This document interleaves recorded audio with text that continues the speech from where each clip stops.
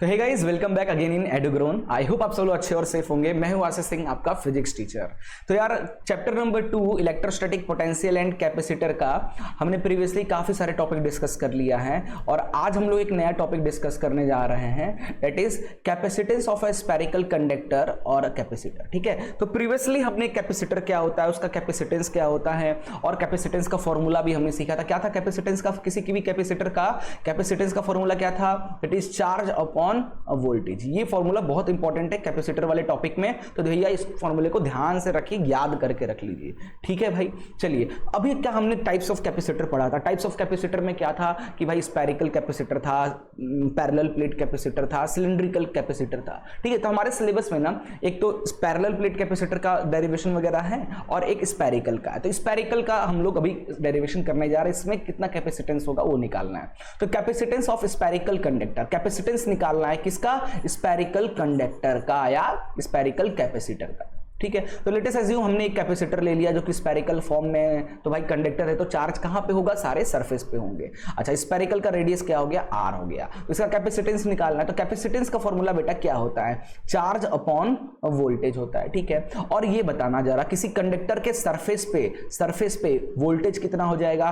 के Q by जो radius है R, ये हो जाएगा। ये हमने ऑलरेडी पढ़ रखा है, तो कुछ नहीं करना है। चार्ज हो गया, इस वोल्टेज की जगह पे अपने रख देना है के Q बाई R।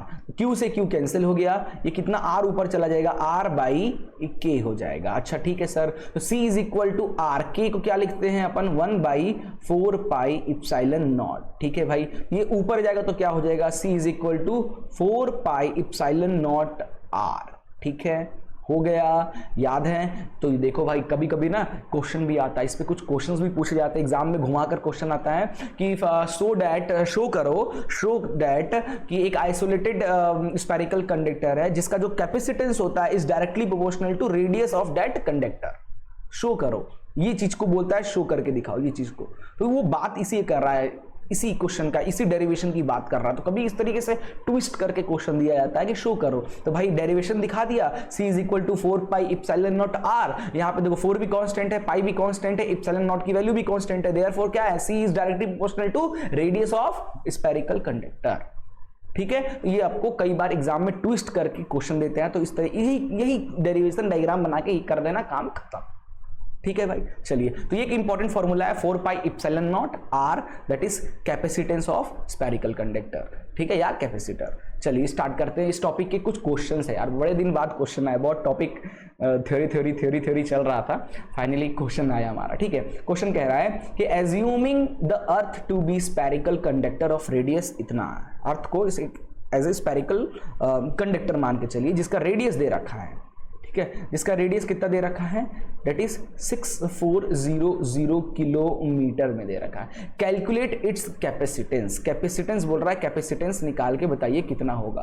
तो earth as a spherical conductor, तो स्फेरिकल कंडक्टर मानना है। ठीक है, अच्छा किलोमीटर को पहले मीटर में बदल लेते हैं, तो किलोमीटर को 1 किलोमीटर में 1000 मीटर होते हैं, तो इतने में क्या हो जाएगा? 6400 इंटू 1000 से मल्टीप्लाई कर देंगे। ठीक है, तो इसको अपन क्या लिख सकते हैं? देखो जरा, ये पॉइंट इसको भी धर लेगा, 64 इंटू 10 की पावर 345, 10 की पावर 5 मीटर, ये हो गया।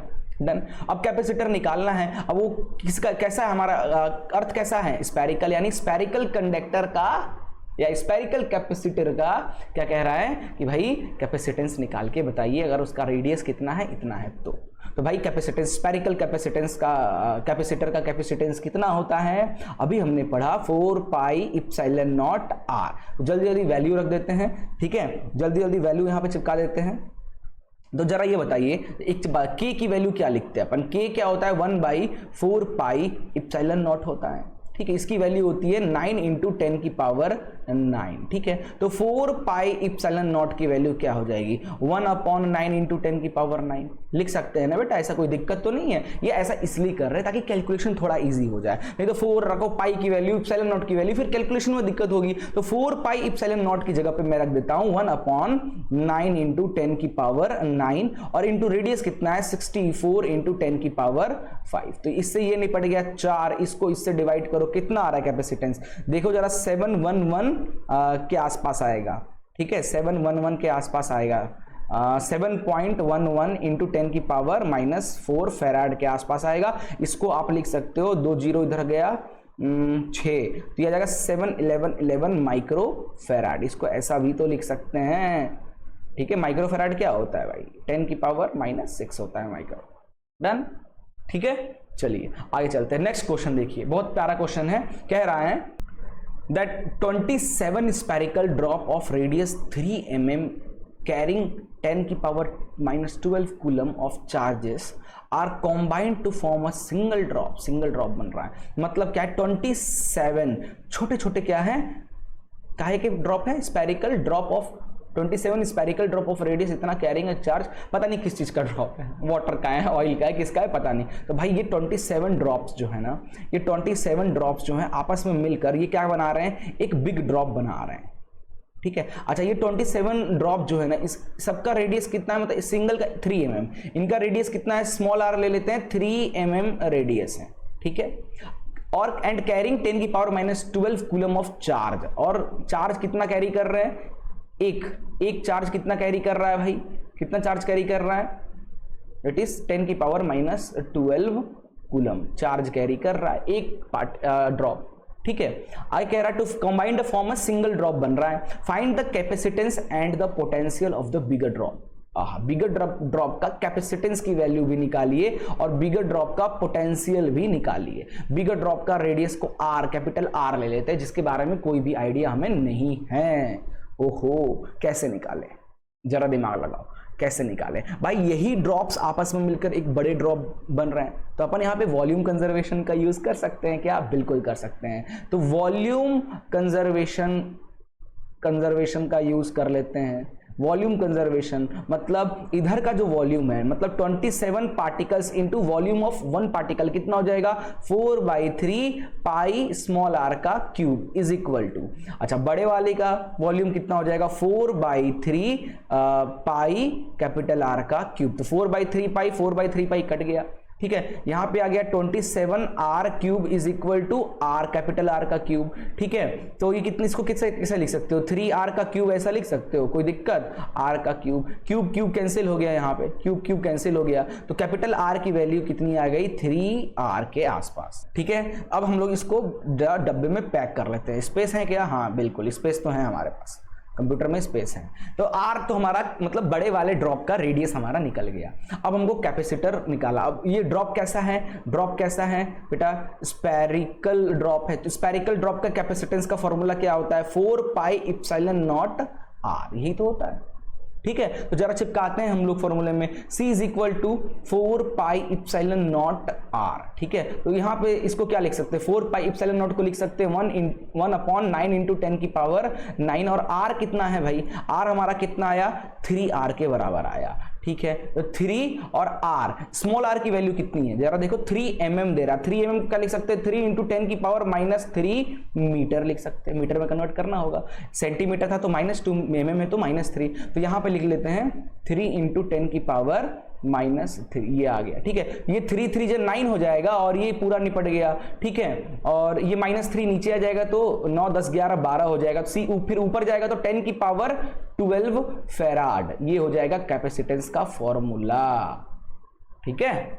इतना तो नहीं आता होगा ना कटिंग पटिंग करने यार, इतना तो कटिंग पटिंग करने हर एक बच्चे को आना चाहिए, ठीक है। और इसको क्या बोल सकते हो आप लोग, 10 की पावर 12 फेराड है, अच्छा सॉरी ये नीचे जाएगा तो 12, ऊपर जाने पे -12, 10 की पावर -12 आएगा, ठीक है। तो 10 की पावर -12 फेराड को आप क्या बोल सकते हो, 1 पिको फेराड, ठीक है। थोड़ा सा यूनिट कन्वर्जन, ज्यादा नहीं यार, माइक्रो, मिली, पिको, नैनो, इन सब का तो ध्यान रखना पड़ेगा, ठीक है। अब हमको वोल्टेज में निकालना है, ठीक है। अब वोल्टेज कैसे निकाले, तो देखो कैपेसिटेंस का एक फॉर्मूला होता है चार्ज अपॉन वोल्टेज, ये भी तो फॉर्मूला है। तो यहां से वोल्टेज कितना हो जाएगा, चार्ज अपॉन कैपेसिटेंस। अच्छा चार्ज हमको पता नहीं है, ड्रॉप, बड़े वाले ड्रॉप का चार्ज नहीं पता भाई, छोटे वाले ड्रॉप का तो चार्ज पता है ना, छोटे वाले 27 छोटे वाले चार्ज मिलकर एक बड़ा चार्ज बन रहा है, ठीक है, तो कैपिटल क्यू की जगह पे अपन क्या रख सकते हैं, 27 स्मॉल छोटे वाले ड्रॉप्स के charge is equal to capacitance. तो 27 इंटू कितना चार्ज दिया है, एक का चार्ज 10 की पावर -12 दिया है, 27 इंटू 10 की पावर -12 हो गया, अपॉन कैपेसिटर कितना आया, 10 की पावर -12 आ गया। इससे ये कट गया, कितना आ गया, 27 वोल्ट आंसर आ गया। इजी क्वेश्चन था, मजा आया, बिल्कुल। आगे चलते हैं, लास्ट क्वेश्चन इस टॉपिक का कह रहा है कि can a metal sphere of radius 1 centimetre hold a charge of 1 coulomb.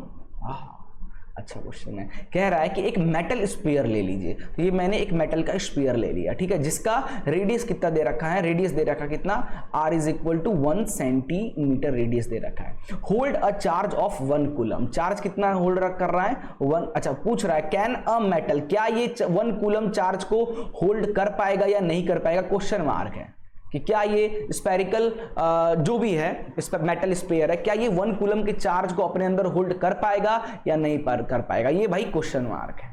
ये हमको पता करना पड़ेगा कि ये इतना चार्ज को अपने अंदर होल्ड कर पाएगा या नहीं कर पाएगा, ये तो हमको दिखना पड़ेगा, ठीक है। तो चलिए शुरू करते हैं कहानी। तो देखो r कितना दे रखा है 1 सेंटीमीटर, यानी क्या लिख सकते हैं 1 इंटू 10 की पावर -2 मीटर, जिसको क्या लिख सकते हैं 10 की पावर -2 मीटर, ठीक है। और चार्ज कितना होल्ड करना है भाई, चार्ज कितना होल्ड करना है 1 कूलम चार्ज चेक करना है, ठीक है। तो पहले तो एक काम करते हैं, इसका कैपेसिटेंस निकाल लेते हैं। क्यों निकालते हैं देखो पता चल जाएगा, अभी समझ में आ जाएगा। तो C का फॉर्मूला क्या हो जाएगा, कैपेसिटेंस क्या हो जाएगा, इस स्फेरिकल का कैपेसिटेंस कितना हो जाएगा 4 पाई एप्सिलॉन नॉट r, ठीक है। 4 पाई एप्सिलॉन नॉट को लिख सकता हूँ 1 इंटू 1/9 इंटू 10 की पावर 9 इंटू r को लिख सकता हूँ 10 की पावर -2, ठीक है। तो ये नीचे आ जाएगा, तो इसकी वैल्यू आ जाएगी। एक काम करते हैं, इसको यहीं रुक जाते हैं, यहीं छोड़ देते हैं। यहाँ छोड़ने का रीजन ये है कि आगे इसको यूज करना है। तो अब देखो कैपेसिटेंस का फॉर्मूला होता है चार्ज अपॉन वोल्टेज, यहां से हम वोल्ट निकाल लेते हैं। तो वोल्ट कितना हो जाएगा भाई, वोल्ट कितना हो जाएगा चार्ज अपॉन कूलम। अब देखो चार्ज कितना दे रखा है 1 कूलम चार्ज है, ठीक है। और कैपेसिटेंस कितना निकला हमारा, कैपेसिटेंस कितना निकला 1/9 इंटू 10 की पावर 9 इंटू 10 की पावर -2।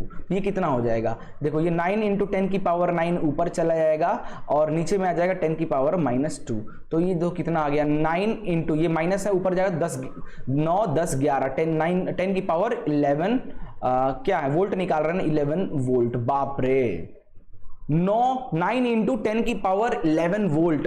ये कंडक्टर में इतना वोल्टेज, मतलब 1 कूलम चार्ज को अगर होल्ड करना है, इस मेटल बॉल को, इस मेटल बॉल को अगर 1 कूलम का चार्ज अपने अंदर रखना है ना, उसके लिए इसको 9 इंटू 10 की पावर 11 वोल्ट चाहिए होगा।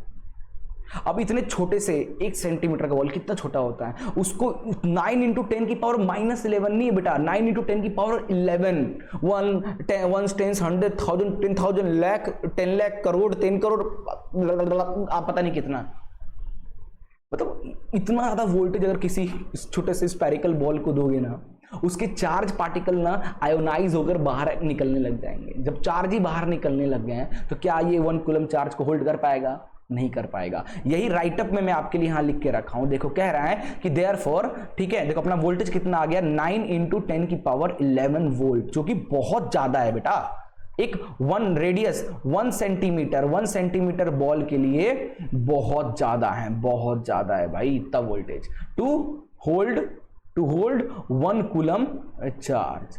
ठीक, देखो यहां लिखा हूं for a metal sphere to hold a charge of 1 coulomb charge को होल्ड करने के लिए it will have to be raised to a potential of 9 into 10 की पावर 11 वोल्ट। इतना पोटेंशियल उसको बढ़ाना होगा, तब वो 1 कूलम चार्ज को अपने अंदर झेल पाएगा, रख पाएगा।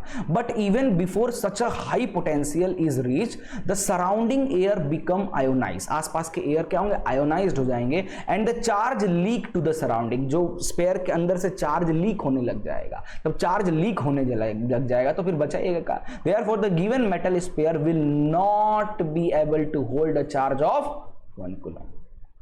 ठीक है, ध्यान से रखिएगा भाई। चलिए तो बस हमारा ये टॉपिक यहीं पे खत्म होता है। नेक्स्ट टॉपिक हमारा पैरेलल प्लेट कैपेसिटर स्टार्ट होगा। तब तक के लिए good bye, take care and Jai Hind.